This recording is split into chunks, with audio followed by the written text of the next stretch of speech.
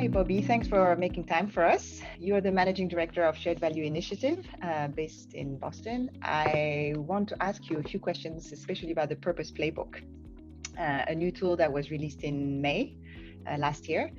And I want to ask you how it came about, so the need to develop it, and then ask you a little bit about what the framework entails. Thanks for having me. I'm so glad that you are applying the Purpose Playbook in your region. I joined the initiative in August of 2018, and when I came on board, the team was already kind of deep into exploring the how-to of shared value, mainly because the community was asking for, kind of decoding the how of all this. One of the things that I observed with the original framework was that the practices seemed right, but they weren't necessarily in relationship to one another in an intuitive way for the practitioners. The big breakthrough really came was when we took a look at how these practices relate to each other, and then we came up with this framework that showed the key relationships between what we call the 5 key elements: leading with purpose, culture, strategy, operations, and people. That it intuitively made sense that purpose was at the center, kind of the heartbeat of this.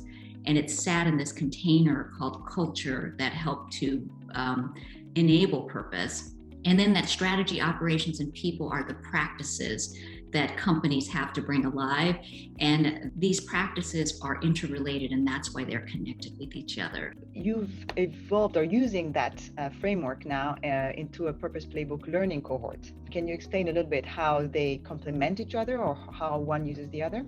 The Purpose Playbook Cohorts is a real great way for companies to come together and learn from each other and apply the playbook to think through a real life problem. When it gets applied in real life, it oftentimes has unique characteristics that come alive inside a company, and it sometimes helps just to talk it through with someone else who might be experiencing the same thing. You explained how the framework has these 5 elements.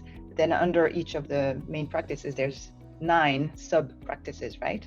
Is there any of all those elements that where companies get stuck more from your experience in the cohort? I would say that the place where there's the most energy is in the strategy area, because that's kind of the starting point for an entire practice, just like it is for anything. You begin with strategy. The other place where we're seeing emerge is around new models of cooperation, with stakeholder capitalism being something that is on the rise, and companies are trying to figure out how do they engage stakeholders. In Hong Kong, we're going to launch our first cohort in April. Is there any advice that you would give? First of all, I think you need to think about creating purpose and shared value as a team sport.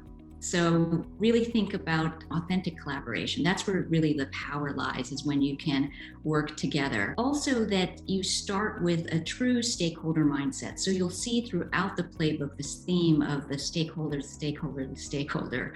And we really do want you to bring the stakeholder through all of your work, because ultimately that's who you're trying to impact.